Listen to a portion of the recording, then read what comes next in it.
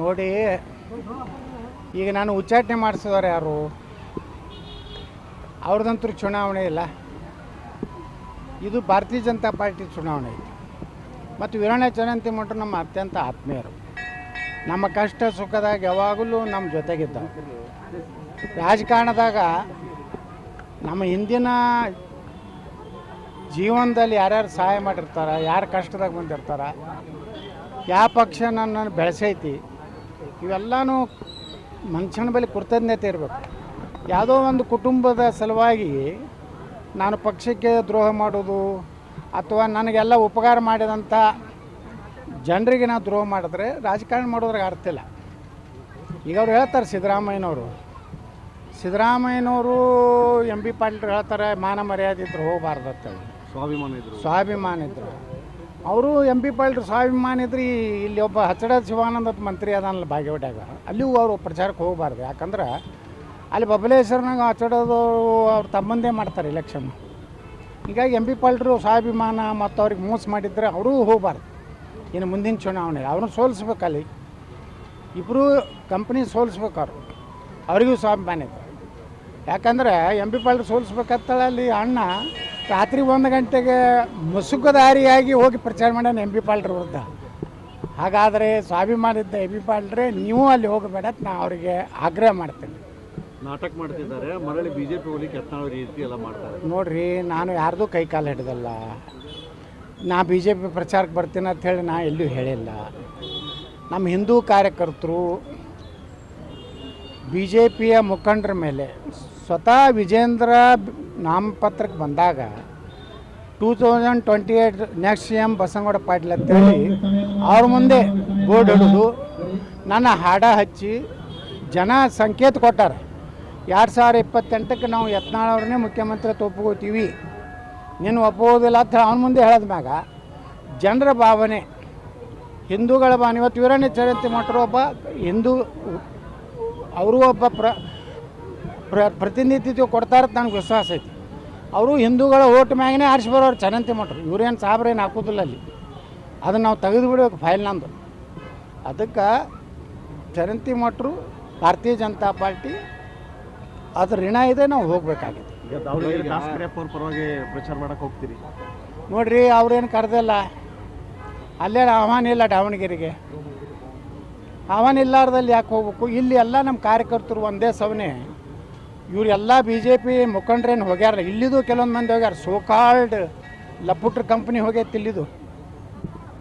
ಬಿಜಾಪುರ್ನಾಗ ಇಲ್ಲ, ಬಿಜಾಪುರ್ನಾಗ ಮುಸ್ರಿಫ್ನ ಇಲೆಕ್ಷನ್ ಮಾಡಿದ ಕಾರಣ ನನ್ನ ಮಕ್ಕಳು ಇವತ್ತು ಬಾಗಲಕೋಟೆಯಾಗ ಹೋಗಿ ಬಿಳಿಗಡ್ಡ ಬಿಟ್ಕೊಂಡು ವಿಜೇಂದ್ರ ಜೋಡಿ ಅಡ್ಡಾಡಿದ್ರೆ ಇಲ್ಲೇನು ಮಾಡ್ಯಾರ ಅವರು ಹಗಲು ರಾತ್ರಿ. ಆ ಸೋಲಿಸಿದ ಗ್ಯಾರಂಟಿ ನೋಡಿ, ನಮ್ಮ ಕಾರ್ಪೊರೇಟ್ರುಗಳನ್ನೆಲ್ಲ ಸೋಲಿಸ್ಬೇಕಂತೇಳಿ ಆಟೋ ರಿಕ್ಷಾ ತೊಗೊಂಡು ನಿಂತ ಕಳ್ಳ ನನ್ನ ಮಕ್ಕಳೆಲ್ಲ ಪ್ರಚಾರಕ್ಕೆ ಹೋಗ್ಯಾರ.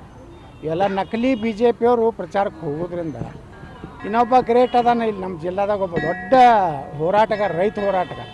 ಅವಾಂತರು ಏನು ಅವ್ನ ಭಾಷಣ ಬಾ ಬಾ ಬಾ ಬಾ ತಾನೇ ಆರಿಸಿ ಬಂದಿಲ್ಲ, ಅಲ್ಲಿ ಹೋಗಿ ಲೀಡ್ ಕೊಡ್ತಾನಂತ ಹೋಗಿ ಹೇಳ್ತಾನೆ ಅಂತ. ಈ ಕಳ್ಳರಿಗೆ ಹಂಗೇನು ಹೋಗೈತಿಲ್ಲ ಬಿಜಾಪುರನಿಂದ. ಇವ್ರು ಹೋಗಿದ್ದಕ್ಕೇನು ಅಲ್ಲಿ ಉದ್ಧಾರ ಆಗೋದಿಲ್ಲ ಬಿ ಜೆ ಪಿ. ಇವ್ರು ಇಲ್ಲಿ ಮುಸ್ರಿಫ್ ಇಲೆಕ್ಷನ್ ಮಾಡಿದ್ದು ಓಪನ್ ಐತಲ್ರಿ. ಮುಸ್ರಿಫಿನ ಜೋಡ ಊಟ ಮಾಡಿದ್ದು, ಅವನ ಜೋಡ ಹೋಟೆಲ್ ಉದ್ಘಾಟನೆದಾಗ ಯಾರ್ಯಾರು ರಾಮನವಮಿ ಮಾಡೋ ಕಂಪ್ನಿ ಎಲ್ಲ ಮುಸ್ರಿಫ್ ಜೋಡನೆ ಕೂತು ತಿಂತಾರಲ್ಲ ಮಕ್ಕಳು, ನನಗೆ ಹೇಳ್ತಾರಲ್ಲ. ಇವರೆಲ್ಲರೂ ಅಲ್ಲಿ ಹೋಗಿನೂ ಚರಂತಿಮಠರು ಸೋಲ್ಸಲಕ್ಕೆ ಹೋಗಿರ್ತಾರೆ ಅವರು. ಯಾಕಂದ್ರೆ ಪಾಪ ಇನ್ನೂ ಸಿದ್ದರಾಮಯ್ಯನವ್ರದ್ದು ಉಪಕಾರ ಕೆಲವೊಂದು ಮಂದಿ ಮ್ಯಾಗ ಐತಿ ಬಿ ಜೆ ಪಿ. ಅಲ್ಲ, ಯತ್ನಾಳ್ ಅವರು ನಾಟಕ ಮಾಡ್ತಿದ್ರೆ ಮರಳಿ ಬಿಜೆಪಿಗೆ ಹೋಗ್ಬೇಕಾಗಿದೆ, ಅದಕ್ಕಿಂತಲ್ಲ ನಾಟಕ ಮಾಡಿದ್ರೆ ಎಂ ಬಿ ಪಾಟೀಲ್ ಹೇಳಿದ್ರು. ನಾನು ನೋಡ್ರಿ, ನಾನು ನಾಟಕ ಮಾಡೋ ಪ್ರಶ್ನೆಯೂ ಇಲ್ಲ. ನಾನು ನಾಟಕ ಮಾಡ್ತಿದ್ರೆ ಅವಾಗೇ ಈ ಯಡಿಯೂರಪ್ಪ ಅವರ ಮಕ್ಕಳಿಗೆಲ್ಲ ಕಾಲು ಮುಗಿತಿದ್ದೆಲ್ಲ, ಅಪ್ಪಾಜಿ ಅಂದ್ಬಿಡ್ತಿದ್ದೆ. ಅಪ್ಪಾಜಿ ನೀವೇ ನಮ್ಮ ತಂದೆ ತಾಯಿ ಎತ್ತಿದ್ದೆ. ನಾ ಯಾಕೆ ಅಂದೆ? ನಾನು ಇನ್ನೂ ಅನ್ನೋದಿಲ್ಲ. ನಾ ಬಿ ಜೆ ಪಿ ಸಲಾಗಿ ಹೋಗ್ಲಕತ್ತೀನಿ, ನರೇಂದ್ರ ಮೋದಿಯವ್ರ ಸಲಾಗಿ ಹೋಗ್ಲಕತ್ತೀನಿ, ನಮ್ಮ ಹಿಂದೂ ಕಾರ್ಯಕರ್ತರ ಸಲಾಗಿ ಹೋಗ್ಲಕತ್ತೀನಿ. ಯಾರ್ದು ಕೈಕಾಲು ಮುಗಿದಿಲ್ಲ. ನಾ ಬಿ ಜೆ ಪಿಗೆ ತಗೋತೇಳಿ ಎಲ್ಲಿನೂ ನಿಮ್ಮ ಮುಂದೆ ಇವತ್ತು ಹನುಮಂತೇವ್ರ ಗುಡಿಯಾಗ ನಿಂತೀನಿ. ಯಾವ ಲೀಡರ್ಗಳ ಬಳಿ ಹೋಗೋದಿಲ್ಲ. ಇದು ಹನುಮಂತೇವ್ರ ಗುಡಿಯಾಗ ಹನುಮ ಜಯಂತಿ ದಿವಸ ಹೇಳಕತ್ತೀನಿ, ನಾನು ಬಿ ಜೆ ಪಿಗೆ ತಗೋರತ್ ನಾ ಹೋಗೋದಿಲ್ಲ. ಬಿ ಜೆ ಪಿಯವರೇ ನಾನು ಕರ್ಕೊಳ್ಳೋಂಥ ಕಾಲ ಬರ್ತದೆ, ನನ್ನೇ ಮುಖ್ಯಮಂತ್ರಿ ಅಭ್ಯರ್ಥಿ ಮಾಡೋ ಕಾಲ ಬರ್ತದೆ. ಅದಕ್ಕೆ ಇಡೀ ಕರ್ನಾಟಕದ ಹಿಂದೂ ಕಾರ್ಯಕರ್ತರು ಸಿದ್ಧರಾಗ್ಯಾರ. 2028ಕ್ಕೆ ಕರ್ನಾಟಕದಾಗ ಹಿಂದೂ ಸರ್ಕಾರ ಬರ್ತದೆ. ಈಗೇನು ಗುಂಡಾಗಿರಿ ಇದು ಮಾಡ್ಲಕತ್ತಲ್ಲ ಕೆಲವೊಂದು ಕಡೆ ನಮ್ಮ ಗಣಪತಿ ಮೆಕ್ಕಲ್ ಹೋಗಿ ನಮ್ಮ ಎಲ್ಲ ಸ್ಕೀಮ್ಗಳನ್ನು ಎಲ್ಲ ನಮ್ಮ ಸಿದ್ದರಾಮಯ್ಯ ಹೊರಗೆ ಕೊಟ್ಟಾರೆ.